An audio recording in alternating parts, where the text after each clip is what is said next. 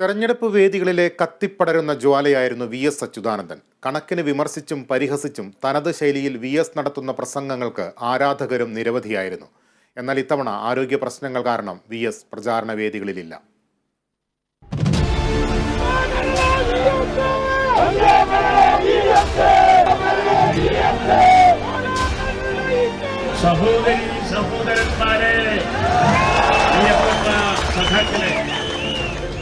പ്രസംഗിച്ചു തുടങ്ങുമ്പോഴേക്കും കയ്യടിയോടെയായിരുന്നു സ്വീകരണം.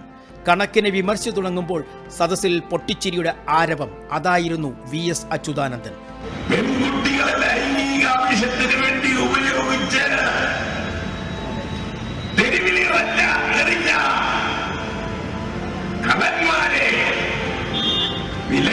റോഡിൽ നടക്കുമെന്ന് പറഞ്ഞത് ഇതുവരെ കാണാൻ കഴിഞ്ഞില്ലല്ലോ എന്ന്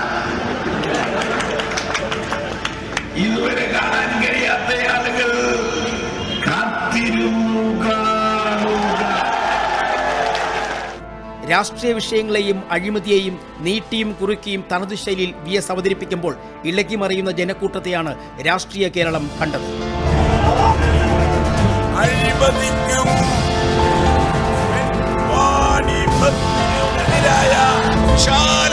കേരളത്തിൽ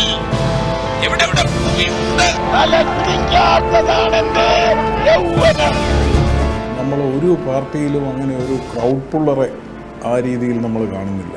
ഈ ആവേശ തിരയിളക്കം എന്നൊക്കെ പറയുന്നത് പോലെ ഒന്ന് സൃഷ്ടിക്കാൻ യഥാർത്ഥത്തിൽ ഒരു നേതാക്കന്മാർക്കും കേരളത്തിൽ കഴിയുന്നില്ല എന്നുള്ള വാസ്തവമാണ്.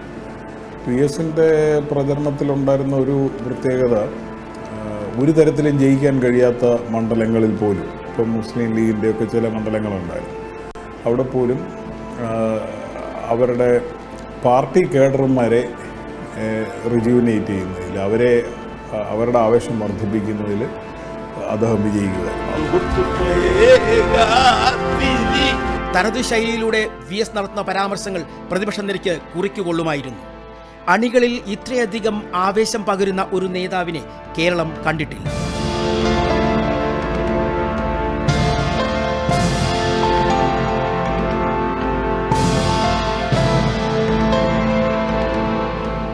പഴയ ഒരു തലമുറയുടെ ഒരു പ്രതിനിധി വളരെ സത്യസന്ധമായി നമ്മളോട് പറയുന്നു എന്നുള്ള ഒരു ധാരണയിൽ അദ്ദേഹത്തിന് കേരളത്തിലെ ജനങ്ങൾ കൊടുത്തിരുന്ന വലിയൊരു അക്സെപ്റ്റൻസ് ഉണ്ടായിരുന്നു. അദ്ദേഹത്തിന് എന്തും പറയാമായിരുന്നു, അദ്ദേഹം അത് പറയുകയും ചെയ്യുമായിരുന്നു, അത് ബ്ലണ്ടായിട്ട് സംസാരിക്കുമായിരുന്നു. അപ്പോൾ അതിൽ അദ്ദേഹത്തിൻ്റെ ഏറ്റവും വലിയൊരു ക്വാളിറ്റി എനിക്ക് തോന്നുന്നത് ഭയം എന്ന് പറയുന്ന ഒരു കാര്യം അദ്ദേഹത്തിന് ഇല്ല.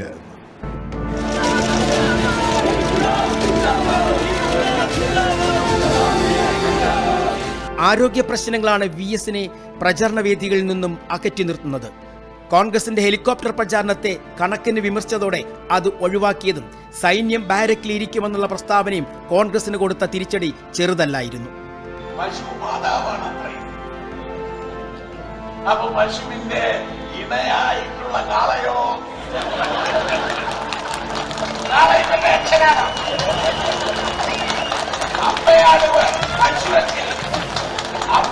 പശുവെങ്കിൽ കാള ഇവരുടെ അച്ഛനാണോ? വി.എസിന്റെ പരിഹാസങ്ങൾ അതേപടി ഉൾക്കൊള്ളുന്ന രാഷ്ട്രീയ കേരളത്തിന് പരാതികൾ ഇല്ലായിരുന്നു. പകരം നിറഞ്ഞ കയ്യടിയായിരുന്നു. അഴിമതിക്കും